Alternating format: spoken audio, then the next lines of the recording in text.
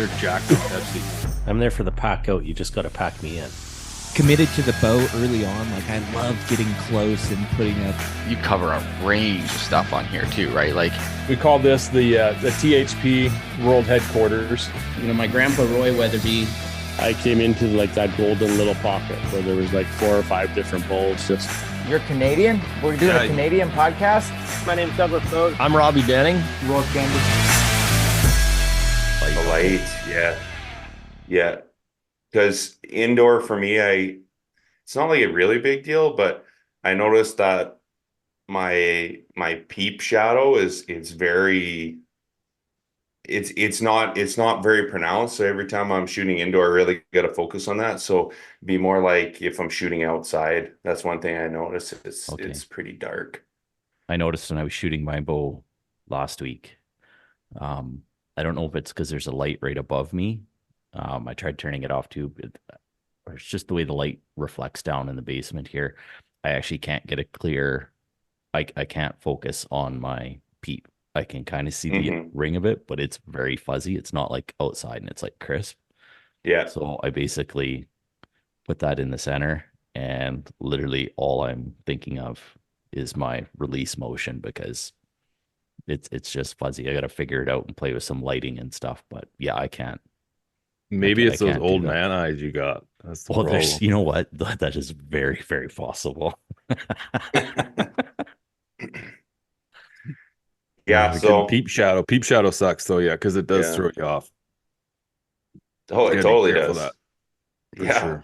Yeah. I there was, that's why I shoot so much in low light. Like I'll draw back and then I'll try and just shoot with my anchor and see how far I can take it. Cause in 2018, when I shot a ball just in that super thick timber, when it's like near last light, 15 minutes before last light, you can't see anything. I drew back on a ball at 30 yards and I had to like pull my head completely out and then go back in because so much so that I couldn't see my peep and make a shot. It's just kind of uncomfortable, right? So been trying to get used to that, and then to just going through the motions and breaking down my form. That's why I'm going to put that indoor kind of little mini shooting range in my garage with a light. Yeah. What kind of release do you shoot, Derek? Knock to it. Yeah. The 2-finger. Yeah. Okay. Yeah. 2-finger thumb release. It's like a Carter Wise guy. Yeah. Yeah. Mm-hmm. Yeah, I've shot that for a long time. I used to shoot a finger release, and because at the time, I was shooting so much precision rifle. That was like at the height of when I was shooting. It started messing with my mind, like shot process with my rifle shooting, and just because sighting in like 50, 60 guns a summer, right? And it was starting to really mess with me. That kind of mind, you wouldn't think it would, but it really was. So I like that in the thumb release. It's a little bit different ergonomics of that. So switch that and my groups got way better. Yeah, with a thumb release, there's definitely less chance of you having any punching movements or any sudden jerking in that. It's more of a smooth, natural process. Similar to like a breakaway. Have you ever shot a breakaway release? Like a back tension? I've shot a hinge before, yeah. I didn't like for like improving style, I found it was pretty good. Like just the process of pulling through. But I always notice I'm really rusty at the start. Like I'll be punching a little bit early on. I'll notice it. Like last time I went and shot, I kind of was starting to notice it again. Because like my fingers, like, and it's funny too, because a lot of guys will think I'm punching because these fingers will move, but they're not doing anything. They don't do anything. So like if I'm sitting here, I'll hold in. And it's like, this is my only 2 fingers that matter are these ones. And then I'll just come in and then pull through. But I find that with my new Hoyt, it's a little bit harder for me to pull through shots because like with my Hoyt Defiant Turbo, that thing was 74 pounds with 70% let off. So the holding weight's like almost 20, it's like 20 pounds. Hey. Yeah. So that was like very like secure, like when you feel it, like you are pulling through that shot. There is no choice because you're already holding 20 pounds, right? So you're holding heavy at the back wall. Yeah. So with these like with my new bow, I really have to get that in my mind. I might start shooting my Defiant at the start of the year just to like get ingrained in my mind that I'm holding weight and holding back and then pulling through is a little bit easier. And then switch over, but just working through those stuff. So you're shooting what, the RX-7 now or the RX-8? Yeah, RX-7. RX-7. What are the cams like on that old Defiant you have compared to the new ones? Night and day. Like the Defiant was so much more aggressive to the point sorry, dude, can you grab those and show me? Are they right there beside you? Yeah, just give me a second. I'll Yeah, for them. sure. I'm gonna put you up on the big screen here. I want to see those things.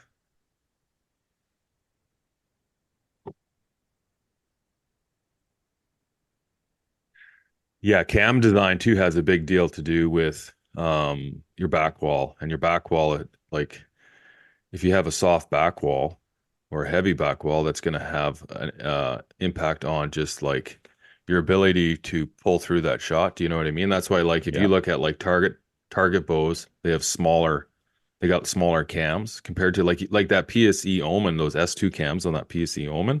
Yeah, man, those things, once you get to like the let off on that bow, man, it's like it's at 80, but it's not 80% just because of the cam design, because they're the shape of them. Once you get through the valley and then like you go over the wall, over the hump, into the back wall, it's like you just basically pull, and then you like fall into it. And it's like once you're into it, it's like super easy, right? You could sit there at full draw forever.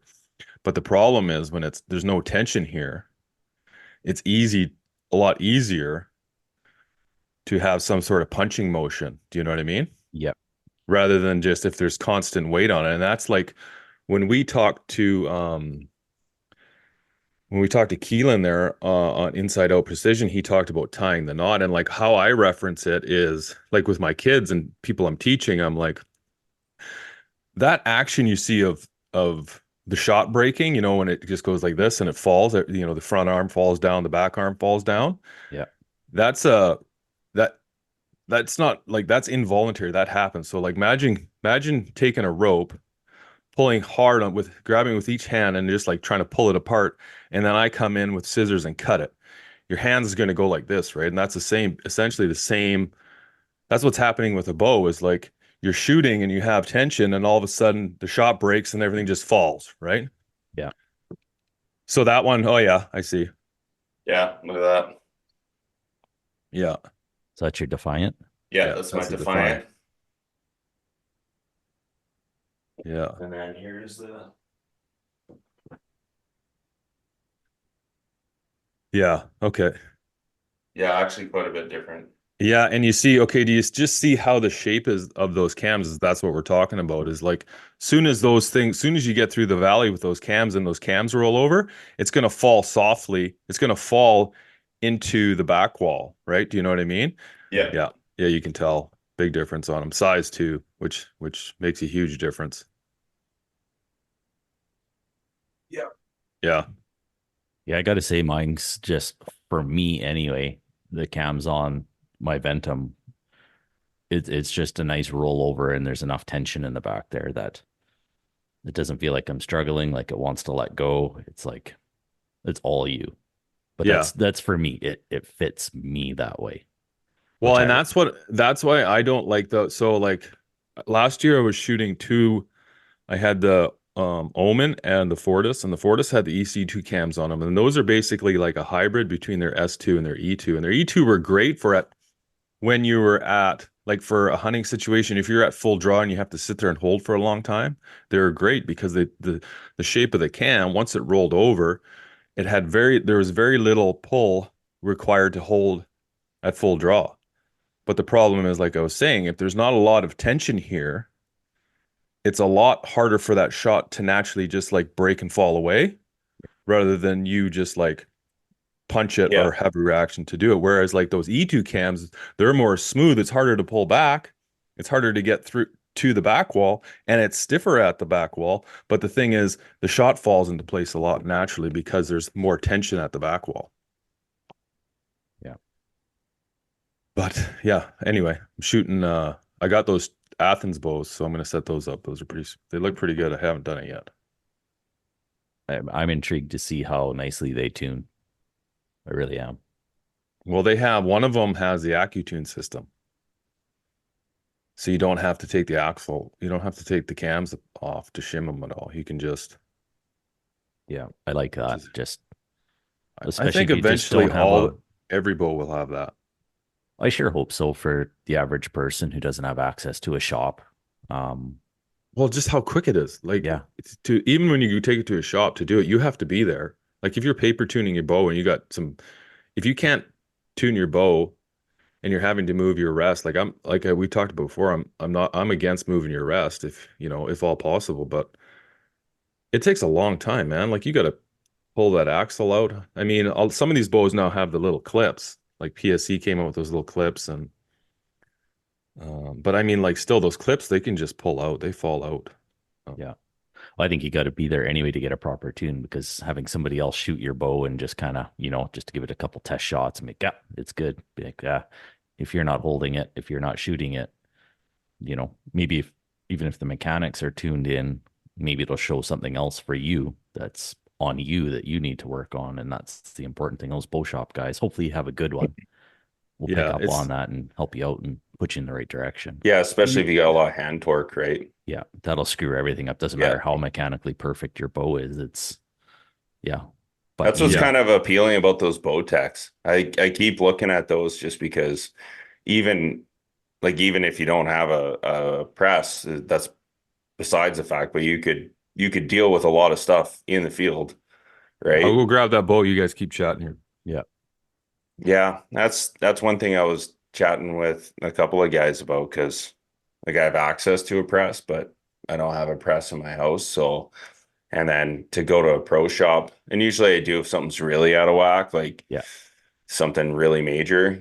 Yeah, I just honestly coming from this technical, that's what I do, is like I do know there's skill difference between people, and it's like I want someone that's professionally looking at some of this stuff, right? They see it all the time, right? That's right. And they know everything about them, or, they're going to be like, yeah, I'm pretty sure the bow is there. Let's look at your form, or vice versa. Well, okay, we'll stick to the bow. Your form's actually really good. Yeah. And figuring that out. Yeah, no, I hear you there. And same thing. I'm sure I know I've got a couple buddies that have presses. But then again, you got to be able to figure out what you got, the tools that you need, and it's all doable.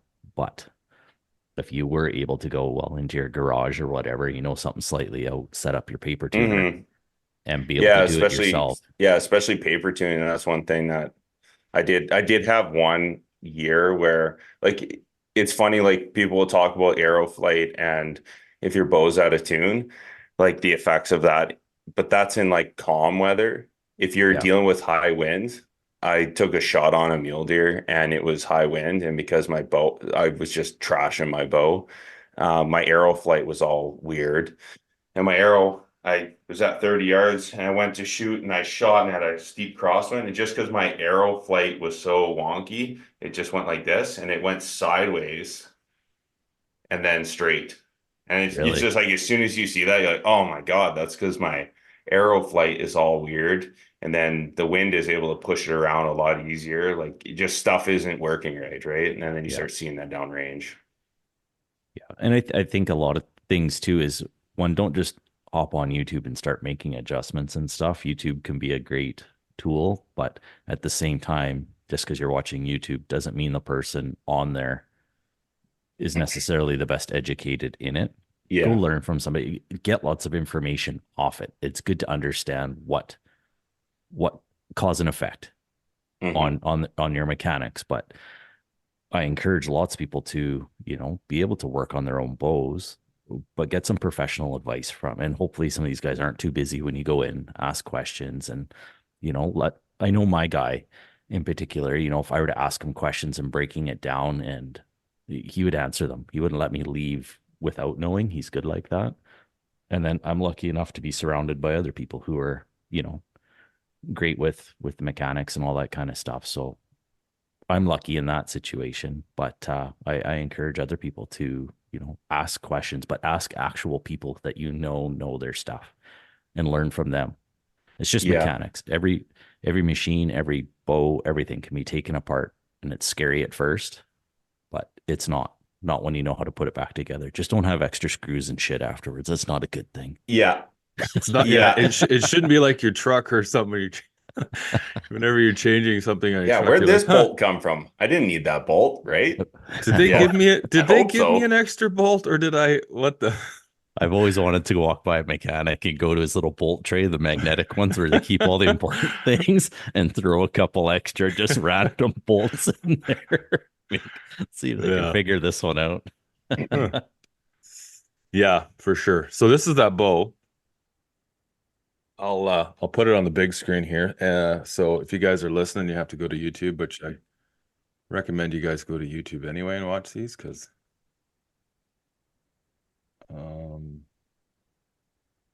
there we go. Okay. So I'll hold it up to the camera here. So you can see right here, this is the AccuTune system. Hopefully the camera zooms into that, not to my face. Okay, so what you do is you just put an Allen key in there. And then, oh no, sorry. First of all, where's that Here, hole? couple locking screws or something. Talk about old man eyes, eh? Look at, I gotta hold this fucking thing away from me. Okay, right here. Underneath, there's a little, you got to put an Allen key in there and you loosen this little set screw. And then you take another Allen key and you put it in here and you move it clockwise or counterclockwise, and that will shim your cam left or right. Now, one of the cool things about this system compared to that Bowtech system is, look how small that is. Yeah, like that's tiny. Like look at that. It's actually like, look at the, you can see on the limbs, eh? Yeah. Oh yeah. Like look how small that is. The Bowtech one, I've worked on those. It's really good, same principle, but it's really bulky on both sides. So, it's pretty awesome. Yeah, so you can see the one on the bottom as well. But yeah, I'm super cool to try that. But like just in terms of like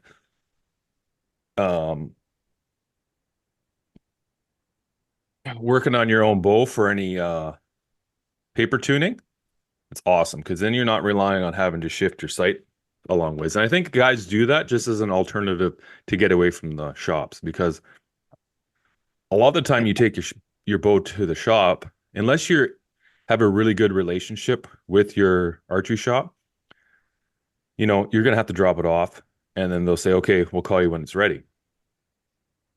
But like you were saying, Pete, it's really good to be there during that process of them doing all this stuff. Number one, so you learn how a bow works, the mechanics of a bow.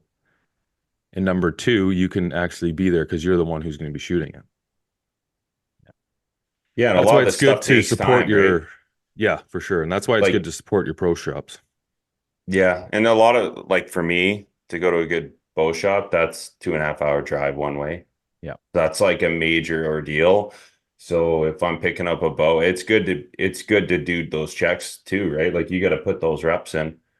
Like I remember anytime I would get a string and third axis tuned up on my bow before I started kind of doing more of my own thing, man, I'd really have to mentally prepare myself. I'd get my reps up to 200 reps in a 300 reps in a day, because I would have to set aside enough time to make sure I shoot that string that they put on enough that if I have some peep twist that I'm there, because I didn't want to deal with it on, like, in the local shops were all closing down over COVID, right? Mm-hmm. So it's good to be able to be self-sufficient, do that on your own and do your own paper, especially paper tuning. You should be doing that periodically anyway. Yeah. There was the one bonus about this reno downstairs here this year is that I literally didn't have anywhere to properly paper tune. Doing it outside is not really, it's not No, good, it's 'cause you any can't really slight paper breeze- tune outside. Yeah. So now that I've got the indoor thing this winter, I'm going to build a stand that you can put like a roll of paper on, and, you know, just a nice little proper setup, and be able to check it, like you say, Derek, just periodically, and make sure nothing's out of whack, especially before, Yeah. I don't know, a big shoot or you know, or a hunt or something like that, where it's like, no, let's just make sure before I leave this house.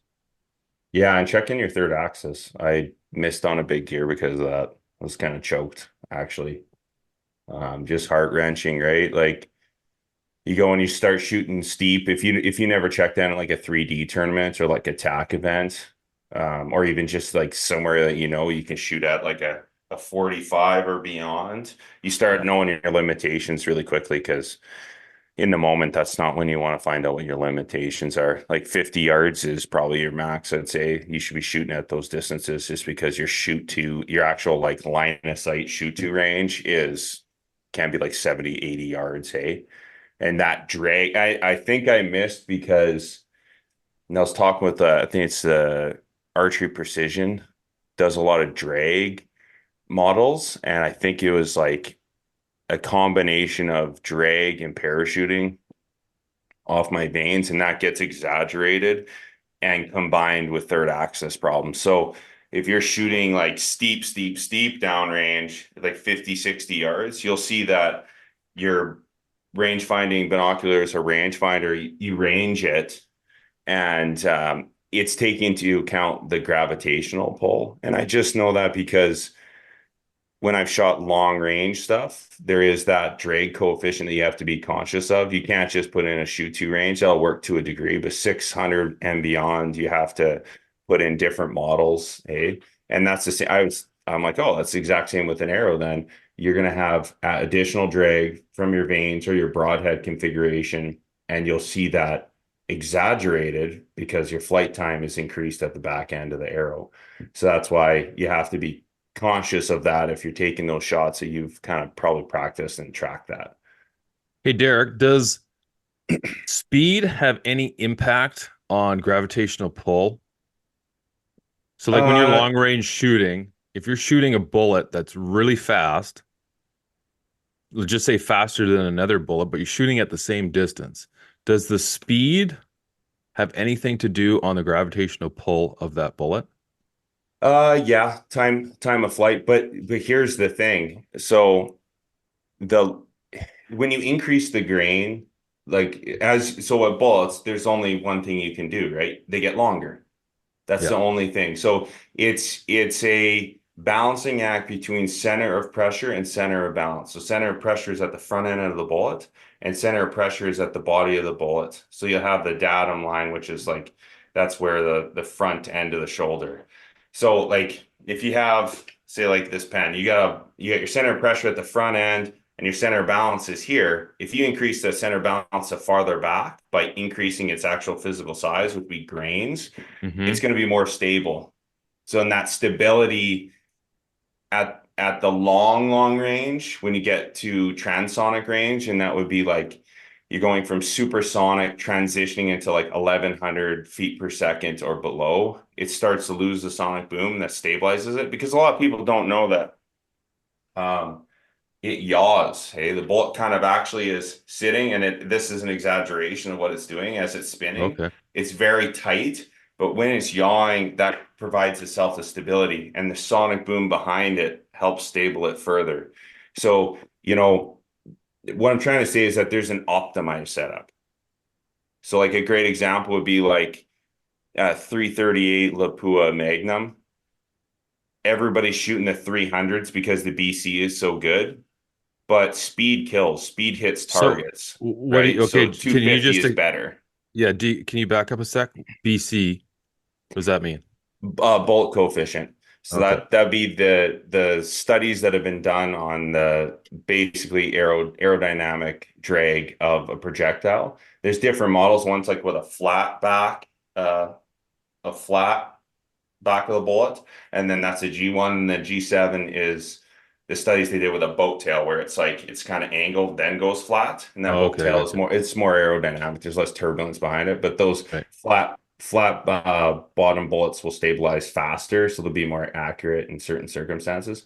But so essentially, line of sight shooting speed obviously is always going to be better. But again, there's that diminishing returns is if it's not optimized. So if you went it depends on the type of shooting you're doing, because if you did the ballistics, I would say go to your maximum range and run the ballistics on your drop, and then see what the difference is between the two bullets, because those smaller projectiles, they're affected by the wind drastically, to the point that the smaller ones are. Yeah. Yeah. Okay, I would have thought a bigger one would have be just because it's got more Surface area. Right. If it's the surface area same for. caliber, like bigger means it's going to Oh, be longer, right? So then it's going to yeah, kick the wind a little bit better because that's what gotcha. that effect is, right? So because what happens is that center of balance is always trying to push to like make you go over center. So then Gotcha.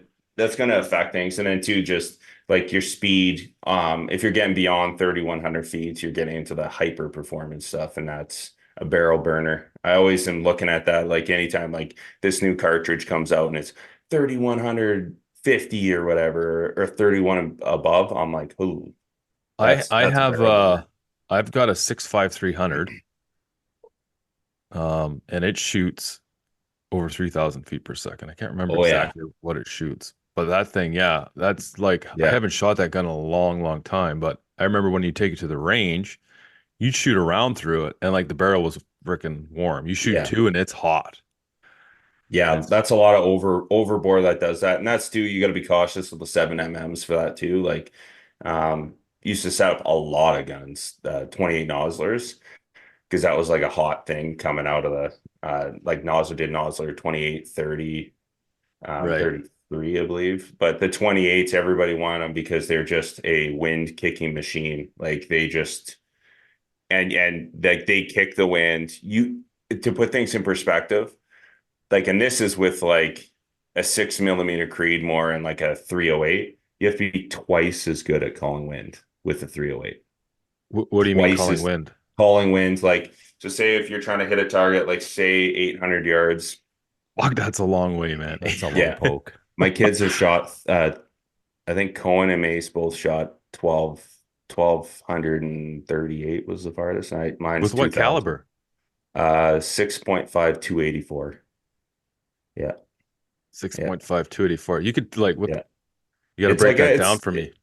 Yeah, it's like I think it's more common now, but it's kind of like a little bit of a wildcat. It's like a Oh yeah, 7 okay. M cartridge neck down to a 6.5, Oh, okay. So essentially. yeah. But there's it's a European Oh, cartridge okay. kind of That's thing. probably why I But never heard of it. you can shoot moose with it though. The Oh, really? guys, yeah, I know lots of guys. I mean, they shoot moose with that type of stuff, which is to me is crazy. I would probably favor something like a 338, um, but That's yeah, the what my kids brother they shoots, love a it. 338. Yeah. So okay, now go back to like wind. So like wind calibrating. Now obviously you have something to calibrate through, and you're not just like sticking your finger in your mouth and be like, okay, we're going like that. Yeah, no, no, no, no. No, you use like a Kestrel, like I was saying, like on the gear loadout review. I don't know if I can see it here. Yeah, I remember we Yeah. seen it in on episode 153. You had one, so I Yeah, figured. yeah. So Kestrel, that's like an intermediate. Like you shouldn't be relying on that. But basically what you can do is you take your spotter. Normally you would probably want to have a two-man team. So you have someone over your right-hand shoulder. And what they do is they zoom into the halfway point, a feature of the landscape, and then they focus in on that whatever landmark is at halfway. And then you have that focus, you leave that focus, and then you plane up to your target, and then you observe the mirage. And Yeah, you'll I've heard you see, can. Now, is it true with this mirage? Because I was looking into this when I was looking at spotting scopes. You can judge how far or how fast the wind is downrange by yeah, how high the mirage is, or how does it depends. And it's funny because they're even in like winter, there's always mirage. Sun's out, there's going to be mirage. I would rather it's actually easier to shoot in, well, this might be again controversial. I have found that it's a little bit easier to shoot in a more steady wind that's a little bit higher, just because you can call the wind. So what you'll get this mirage effect. Essentially, if you're so let me explain it like this. So you have like mirage that's straight up. Well, that's obviously a no wind call, and then mirage that's like this, and then mirage that's like this. Like, you get to like this, like your 15 mile an hour call would be like, you'll see lines going like this, and you'll see it kind of. It's hard to explain. It's like wavy lines, and it's bending the light, and it's a feature that you kind of have to it's almost artistic, right? You get a feel Now for it. you're getting this through your spotter when you're Yeah, through looking. your spotter, yeah. Right, because you're looking at such far distance. Now, is there optics that will limit that? Like if you get really good optics, will it limit those mirages? Like is there a difference between looking at something in that far away with really good optics, like a Swaro compared to like just a Yeah, vortex? you'll be able to see it better or it'll cut through better. So the thing is though, and this is why people, so there's different types of glass quality, and that's why I really say like if anyone were to go above 30 power and that's where you want to be living, you have to watch out for aberrations. So that's where you want like apochromatic lenses, color adjusted lenses, where the prism, the focal point is all the colors are corrected. And the really cheap stuff, that's why you're getting blurry, is because the lens quality, there's aberrations in between your eyeball and that farthest outside objective lens. So then you'll see where you try and crank the power up and it gets super blurry. That just means that the lenses potentially can't hold up to that. And that's why Swaro with zero aberrations, crystal clear, what you'll be able to do is you'll be able to see that mirage super clearly. Like when I'm shooting real long range, so like I'll have like my buddy Pat will be over my shoulder and he'll have a Swaro for sure. You have to like you can do it with like some of the old razors. They had a fixed eyepiece at 30 power and they had a reticle in there, and some of the Revix stuff too, they have fixed power eyepieces, and that's what you're doing with that. They're just saying, okay, 30 or 40 power, that's what you're limited to, and then all the subtension lines and measuring tools inside that reticle are all based off of that power range. And you can, like, I've shot out to pass 1,000 with a 10 power. So you don't need much power to be pretty accurate. It's just target identification too, right? Like At that distance, yeah. Yeah. So like if you're zooming in and you're seeing a bunch of mirage, that can be helpful.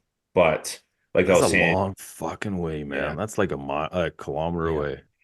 I remember once I was shooting at 1750, 2.7 second flight time. That's what I was gonna ask you. Like, yeah, like that was like still flying. Yeah. How do you calculate? Yeah, like what's the time for even 1,000 yards? Like, what's the time? I guess it's not a lot still. No, it wouldn't, but there is like at the far shots.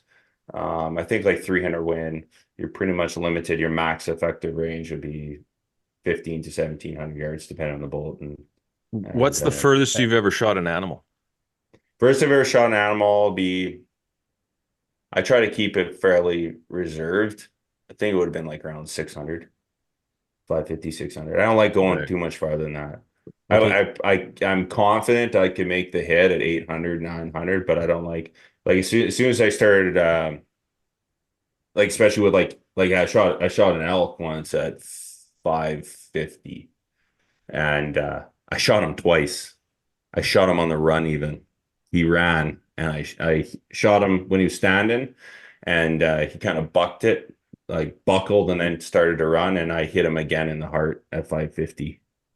So I don't like to push it. And like you see the limits get pushed all the time. I just don't like, I mean, in certain circumstances, I mean, if you're really practiced, like the gun I shot it with, like it's on his fourth barrel.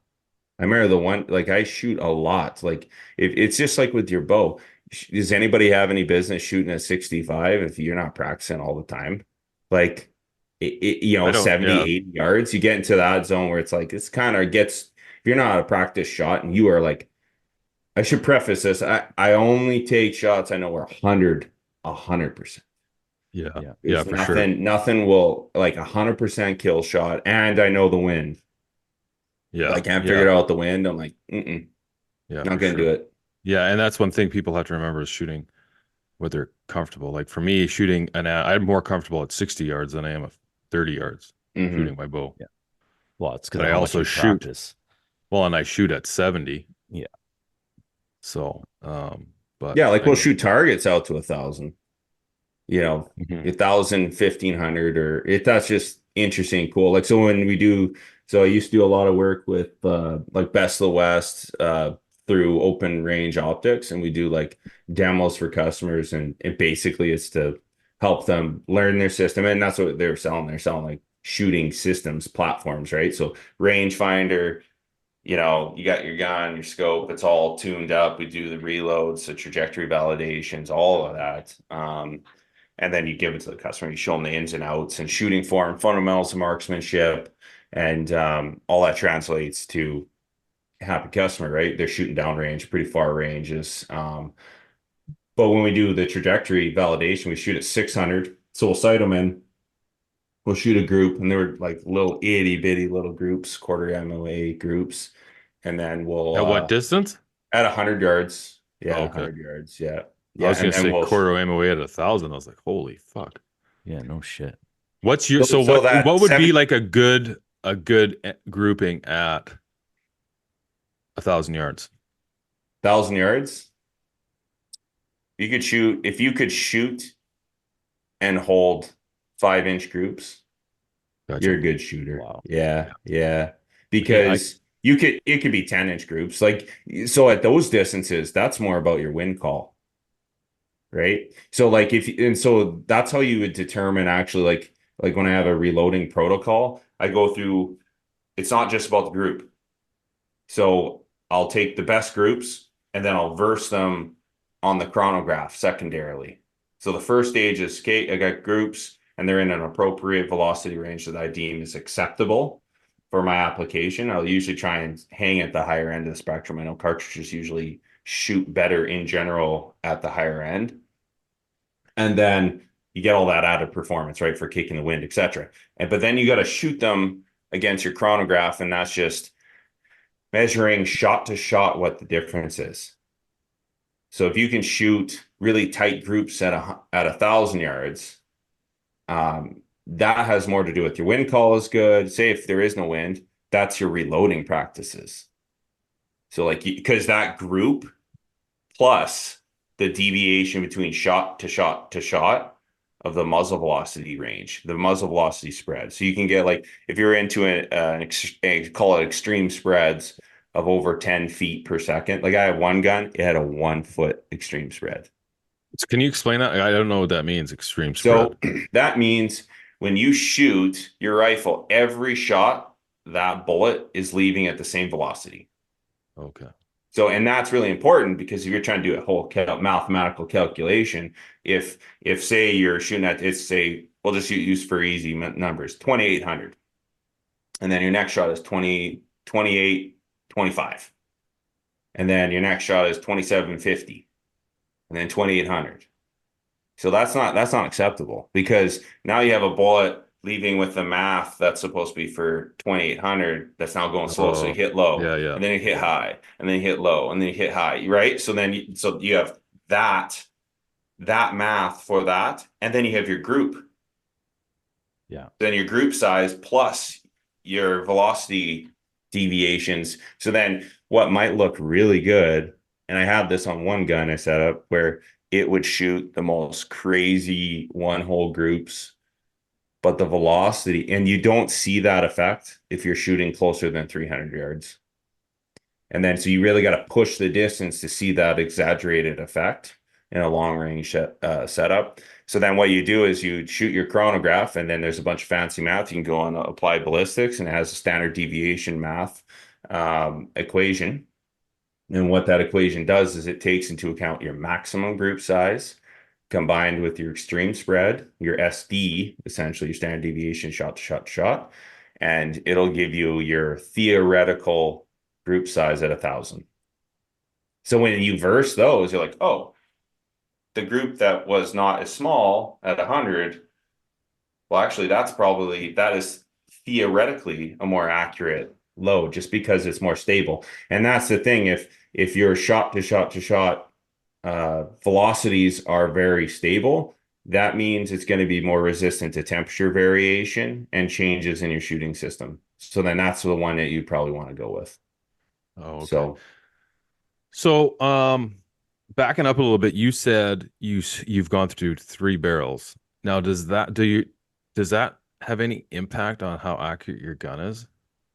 Like, I mean, like your action eventually, it will get a little bit banged up, but essentially what they do is they'll do blueprinting. Some of the really good stuff like defiance actions, Bad Actions, Surgeon, American Rifle Company. Like a lot of those are really, really high-end actions, and they'll take like 30 barrels. There is no issue with that, because if there is some real pronounced issue, they'll just take the front of your action and then they'll cut it in square. Oh, okay. On a CNC or lathe, right? It's not really that big of an issue. But yeah, like the barrel burnout, that's a huge consideration though. Like I was saying, like with those 28 nozzlers, like that is a hunting only rifle in my opinion. Like if you bang it out at the range, like if you're shooting lots of steel, that barrel's not going to last. Some of the really high performance stuff, like once you get through like the load workup, that's like 20% sometimes of your barrel life. So what happens to these barrels, like that makes them, like, do they twist? Do they heat? Do they bend? Like when they get that hot, what's happening to these barrels that makes them not as accurate or just basically unusable? Thermal erosion at the lands. That's usually what it is. So the lands is right off the chamber when the bullet starts to hit rifling. That first part of the rifle is very critical. It essentially turns up the bullet, spins up the bullet. You'll like a lot of guys will use jam and stuff like that. But essentially what that is like when you're doing a load work. What? Sorry, jam? Yeah, they'll jam them in. So like the target guys, they'll like seat the bullet so far out that it jams into rifling when it's chambered. Oh, okay. I thought you were talking PJ and jam. Yeah. Yeah. Didn't you have breakfast, man? You freaking thinking about here. food. Yeah. Yeah. So, like there's as that, especially with jam, like bullet jam and stuff like that. I don't get into that because it's not practical for the field, because you can't necessarily, sometimes if you were to open up your bolt, you could have the bolt stuck in there, and that's just an absolute disaster if you're hunting. Like, yeah, okay, this happened to me. Okay, so like that 6.5 300 was my dad's. He gave it to me. I took that on a goat hunt in like 2018 or something. And he makes his own bullets. He makes bullets for that gun, which we'll get into in a sec. But I put the bullets, like I put them in the clip, and then when you went to cycle them, they got jammed because they weren't coming up because they were too long. Yeah. So like I shot this goat, and I went to chamber another bullet, and it wouldn't go anywhere. I actually had to pull it out, quickly cut they had these little blue plastic tips on it. I cut the end of that off, and then I was able to get it up into there. But after I realized I could have just taken the bullet, opened the chamber, popped it in, and closed it. But the magazine length, it was too long. Yeah, it was too long for magazine length, so it got jammed in there. Yeah. Now, does that have any, like, does all this come into play when you're shooting at these distances? Because I imagine it does. Like your bullet, it's like an arrow. Like the worst thing you can do in archery is have hand torque, in my opinion, right? Like hand torque is going to have when you're shooting at ranges above 50 yards, hand torque is going to influence what happens downrange, like your arrows more than anything. And then after that, it's just consistency, right? Like anchors, all that stuff. But like, how much of a factor does that say come into when you're shooting? Because I shot that goat at 402 yards, and luckily it died the first shot. It was a heart shot. No big deal, Pete. One bullet went down. It didn't need 4. So cheap shots, gotta get him in. What's the animal? I get him into Pete all the time because he's always throwing at me.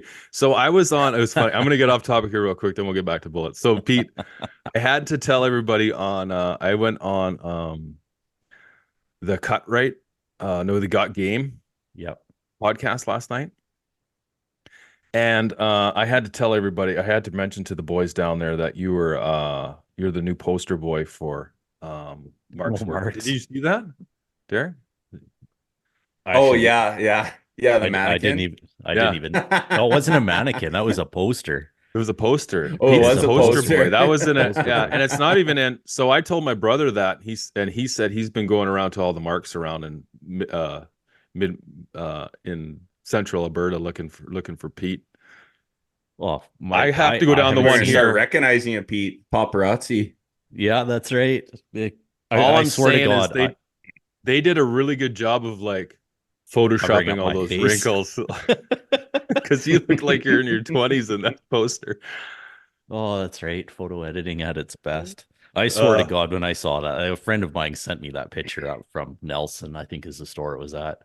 And I was like, if I find a store, especially our own, that has that, I'm walking up with the Jiffy marker and I'm going to sign that son of a bitch because it'll be the only time in my life I'll be able to say I did that.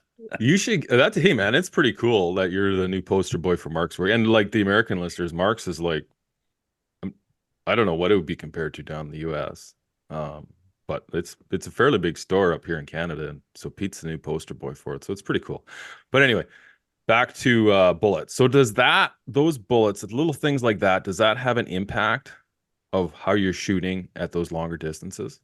Yeah, if you're trying to squeak out maximum performance, you could, like in some of my rifles, I'll get them to, with like a VLD reamer, to ream it a little further into the bore, just so I have more jump is what they call it. More space for me to seat bullets out further. So it's kind of like a diminishing return. Again, like it's just a balancing act. So the farther you see, if you're going to try and shoot like a really big bullet pretty quick, you probably want to seat out your bullets a little further, because you think of it like just like with like spining an arrow and something like that. When you fire a gun, it has a harmonic whip. So the bullet, as it's leaving the bore, it'll cause so like the barrel is rigid, right? But when you use it under a high-speed camera, it whips. So when you hit the top of that whip, there's a hesitation when it changes direction. So you want to time it for that whip. That's usually what you're trying to do. So Jesus. so what you're doing is essentially when you're doing a load workup, first you just start like like 15 thou from the lance, or the maximum distance you can seat your bullet in your magazine, so that it functions, the firearm functions perfectly. And then I work up half grain increments, and I'll shoot 3 packs. So it'll be like I'll work up until where I think, okay, this is like my acceptable velocity range that I want to be living in. Like the other stuff is just safety. I'll shoot, and obviously stick to your reloading guide. I'm not liable for anything here, but just, stay within safety. And as you're shooting up, you're looking at your pressure signs, your case, your primer. You're looking for anything that's showing like high pressuring. But as long as it's safe, you keep progressing and you get to that maximum range. And I use whatever bullet manufacturer. I'll use the bullet and the case manufacturer that I'm working with. Like I got Burger Bullets manual, and then the Hornady latest model too. You use those, or nozzles, or whatever you want to use. And then once you get into that appropriate range, then you shoot the groups. So 3-pack, 3-pack, 3-pack, 3-pack of your different grain increments. And then one of them will stand out as the winner. It'll shoot the best. And then you take that, if it's lower or higher, sometimes there's 2, take those. And then what you do is you take your, like, say, I like to start 15 thousandths off the lands. So that'd be the maximum distance before we're talking about that jam effect occurs. You know that measurement, and I suggest everyone takes that measurement of their gun so they know the thermal erosion and thermal effect of your bore getting worn down over time. That will affect this tunability, because as that distance increases, whatever you're reloading, that time, that distance will change, and that will throw your gun out of tune.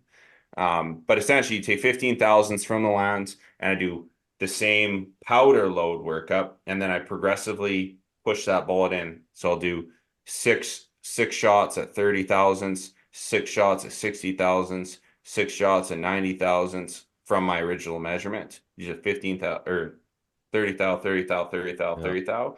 One of them will shoot lights out, usually, or be better than what that original 15 thou measurement. Sometimes the 15 thou and it shoots great.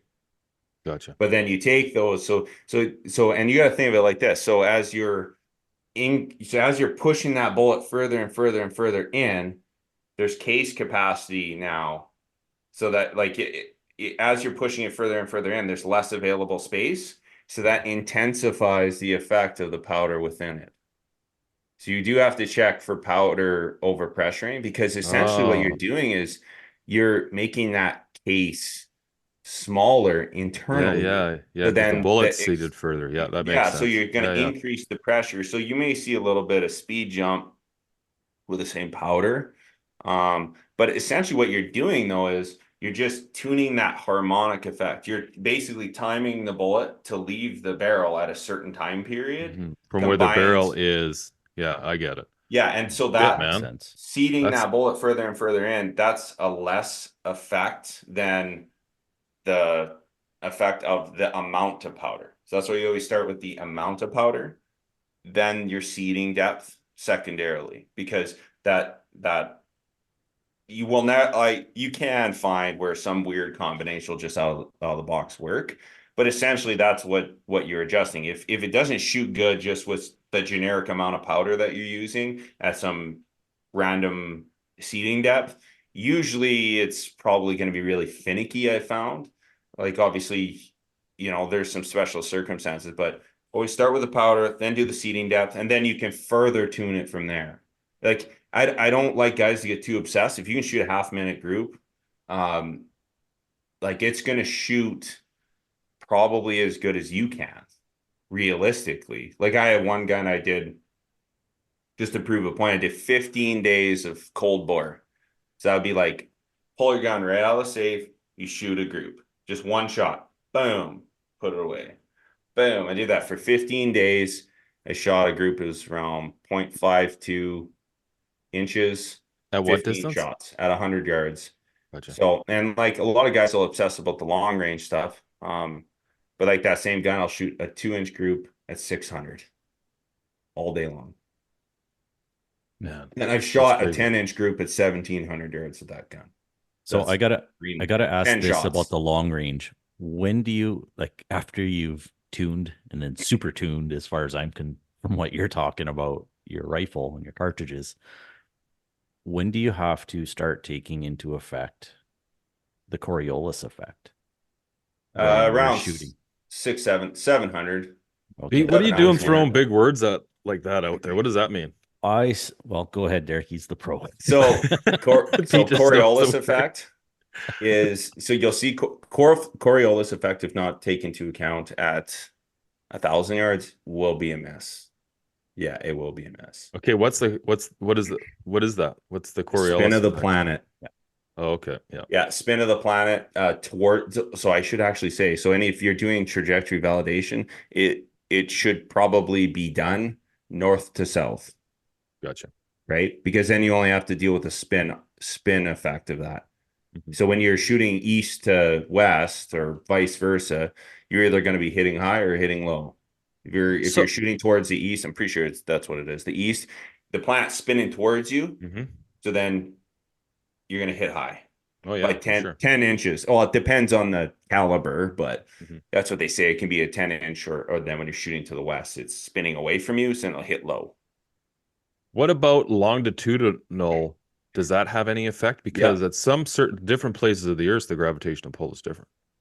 Yeah. So there actually is a value of that in applied ballistics where you put in your latitudinal Wow. whatever you're on, and then too, because that'll affect your spin drift too, right? So that'll be an effect as well, as far as like gravity, all of that. Like, obviously gravity fluctuates not too much, but there are some places where it is intenser, but so, and then that spin drift is it's there. I don't think that if you're rushed on a shot, I really don't think it's going to be playing as much of an issue as you think. Mhm. Until you're really getting out into some long ranges, 1,000 plus, you're talking, it could be a 5-inch effect. But that's the thing though, is like, okay, so it's half minute, or it's basically, as those angles intensify the farther you get out there, right? So that's just what you're going to be dealing with shot equation and adjustments. But those, you're not taking those shots like really quick or anything like that. You have to really have all this stuff really nailed down, even if you're like, for targets, like, that's not impressive. Shooting, missing, and walking it in isn't as impressive as a first round or second round hit. Right. So- What about altitude? Yeah, big effect. So that Big has a effect. bigger effect. Yeah, that's a big effect. So say if you're shooting, say you're going to go like say here it's 3,000, I believe, here around Lethbridge, Alberta area. You're 3,000 feet above 3,000 feet. sea Yeah. level. Yeah. So if you're at sea level and then you go all the way up to say like 10,000, something like that, every 1,500 is a click reduction. They say if In you're MOA. in MOA, if you're going to game it. That's not exactly accurate, but it'll probably get you a hit on target. But but again, it depends on the cartridge. Like hyper efficient cartridges, that a lot of those values that are just like, okay, you take a click, add a click, that's definitely something you'd have to try out. And like with a 28 nozzler, like those super high performance cartridges, that's not going to be as much of an effect because everything is just so high performance. It's going to be going faster. It'll be less than that, right? So you'd have to take into account that as well. But and obviously know your numbers, test your stuff. That's why I say like a guy with 10 guns isn't going to shoot as good as a guy with one gun because he knows the ins and outs. Yeah. He's got stuff memorized. He's got his range cards. He knows, his system's all going to work together. But yeah, it does have a huge effect. That's why you'd have to go and sight in because as the air gets thinner, there's less drag, right? So you'd have to have less. I think that's really interesting. I think we should just do like a full episode on like reloading and altitude and like practicing for that. Yeah, that's cool, man. There's so much that goes into it. Like, yeah, it's crazy. Oh yeah, you can go down the rabbit hole just like with archery. The real thing that I think determines whether or not someone's gonna be a really good shot, I think, is all on the reloading bench. Okay. That's where you really know your stuff. It's just like with tuning your bow or your arrow setups. As soon as you take ownership of your stuff and you start tinkering, you start figuring out the minor changes, and just like we were talking about tuning, you got to get into the habit of you make an adjustment. I like to write stuff down. I did this. I did this. I do one thing at a time, and I slowly creep towards the end goal, which is a perfectly tuned, whether that's gun or setup or bow, arrow setup, whatever it is. But then once you get there, especially with reloading, you just shoot the damn gun. Like, if you tinker, there's a thing. It's an entire section in one of the accuracy manuals that I read. That's all about guys tinkering too much. They tinker to the point where they're, I got to get it better. Well, that could be the maximum accuracy of that rifle.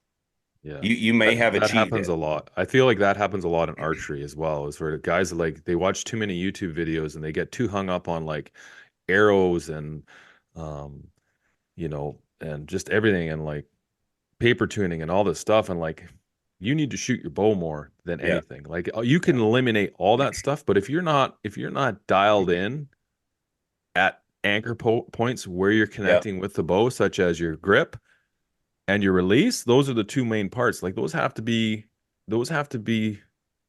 practiced and utilized so there's zero effect on that bow from you. And then second of all, you have to be able to do that consistently every single time you shoot your bow. And the only way you're going to do that is through reps. Doesn't matter how tuned your bow is.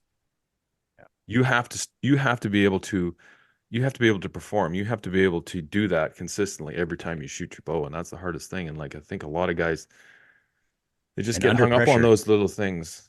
Under pressure too, because just like you say, it's not just reps in your basement, which is very important.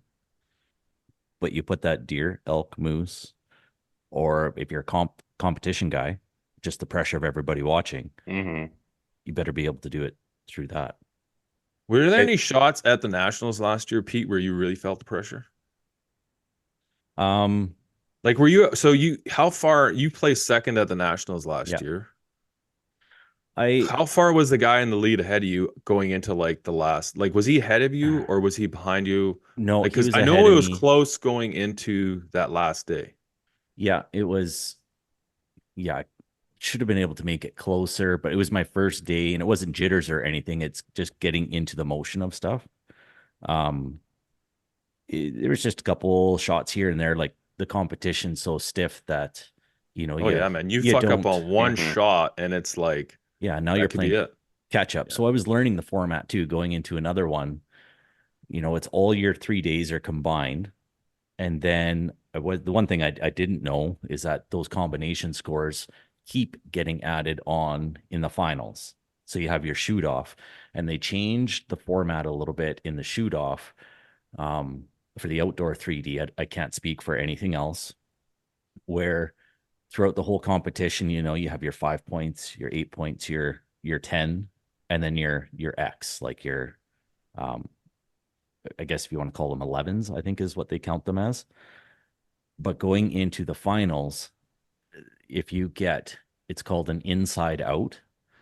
And that's when you hit that X, but you hit that X10, I guess it's the 10 ring, but it's so perfect that you're dead. There's space in between the lines of that circle and your arrow. And they call that an inside out. So instead of being worth 11, it's worth 14.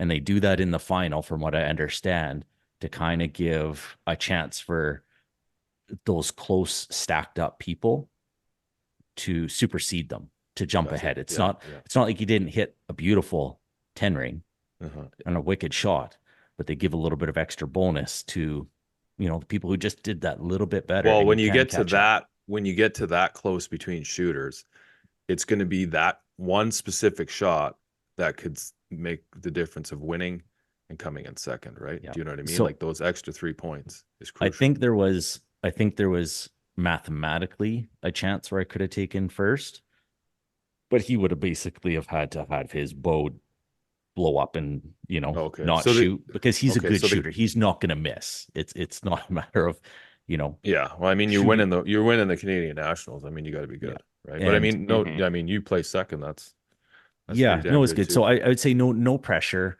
The only thing that was different in that format as well that kind of messed up, I'm going to have to change my my shot procedure going forward, is they cut the time down. Like, nobody's really timing you a whole lot when you're doing your actual rounds of shooting 3D, but in the finals it's timed. So theoretically you have a minute and a half per shot. But in the finals, you think is a lot when you're thinking of a minute and a half to shoot, but then now you got to remember your glassing, ranging, and you want an arrow, all that stuff.